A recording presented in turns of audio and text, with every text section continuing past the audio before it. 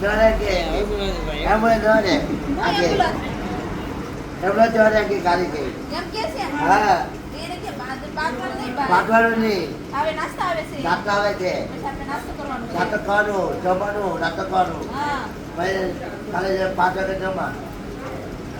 જમવાનું છે જમવાલે હા જમવાનું એટલે કે નાસ્તા આવે તો છે કે નાસ્તાવાનું ત્યાં બટાકા પૌવા અને હા બીજું કેવડો બટાકા પૌવા ખાવાના ને